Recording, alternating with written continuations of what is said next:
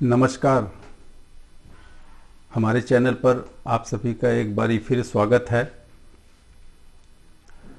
पिछले वीडियोस में मैंने दक्षता आधारित करियर के विषय में 6 प्रकार की दक्षताएं और इंटेलिजेंस के बारे में आपको बताया था।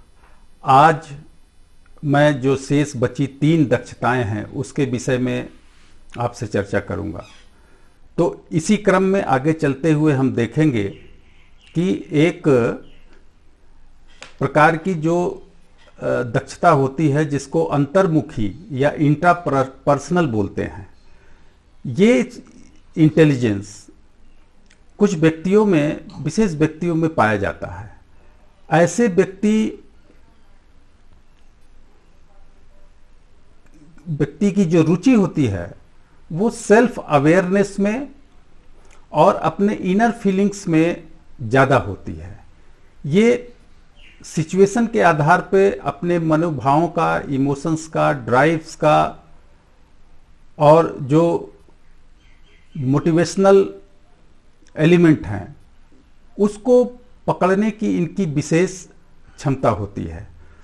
ऐसे लोग अगर आप देखें तो ये बहुत अच्छे मैनेजर्स, टीचर्स, एक्टर्स और पॉलिटिशियन भी होते हैं, एक अच्छे काउंसलर भी साबित होते हैं। इस प्रकार अगर देखा जाए, क्योंकि ये मनोभावों को पढ़ने की क्षमता इनकी विशेष होती है और इनकी जो इंटरपर्सनल एबिलिटी है ये इनको जीवन में बहुत आगे ले जाती है। तो नेक्स्ट एक प्रकार है जो इसको प्राकृतिक नेचुरलिस्ट इंटेलिजेंस बोलते हैं। इसमें इस तरह के जो इंटेलिजेंस के धनी होते हैं, इन लोगों को प्लांट्स, एनिमल्स और जो नेचुरल वस्तुएं हैं जैसे कि मिट्टी, पानी, एयर, इन सब के विषय में इनकी विशेष जिज्ञासा होती है और उसको परखने की, जांचने की और उसके विषय में शोध कर जीवन में संसार के सामने रखने की क्षमता होती है। तो ये एक प्रकार के ये बहुत ही वैज्ञानिक दृष्टिकोण वाले व्यक्ति होते हैं। इनको प्राकृतिक या नेचुरलिस्ट इंटेलिजेंस की क्षमता से युक्त माना जाता है।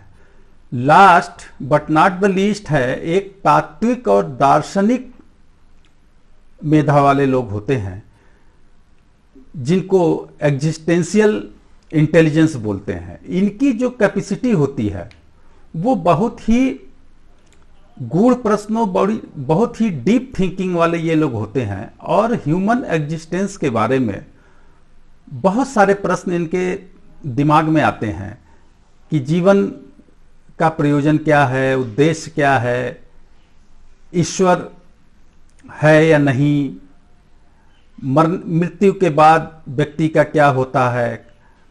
इस तरह के प्रश्नों के साथ ये इनका उत्तर पाने की चेष्टा में ये बहुत सारा शोध कर लेते हैं और जिंदगी में संसार के सामने उसको लाते भी हैं।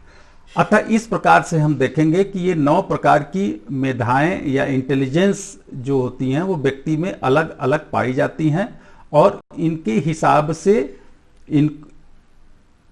उनका करियर का भी चुनाव किया जाता है।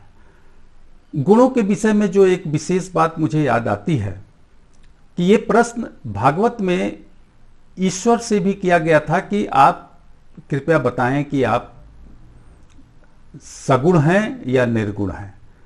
तो उसमें जो भागवत में जवाब आया है, निर्गुणम माम गुणा सर्वे भजन्ते निरपेक्षकम, कि वस्तुतः मैं तो निर्गुण हूं लेकिन मेरी सेवा में ये गुण आके बैठ जाते हैं, इसलिए संसार के लोग मुझे सगुण रूप में देखते हैं। तो कहने का अर्थ यह है कि ये संसार गुणों के माध्यम से ही चलता है और ये गुण ही संसार को चलाते हैं, जैसा गीता में भी कहा गया है, गुणा गुणेषु वर्तन्ते।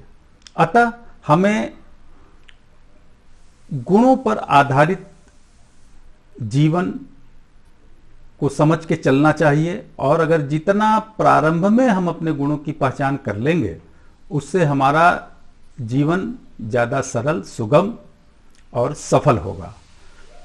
आगे अब हम किसी नए विषय के साथ आपके सामने उपस्थित होंगे चैनल पर। तब तक के लिए नमस्कार, धन्यवाद।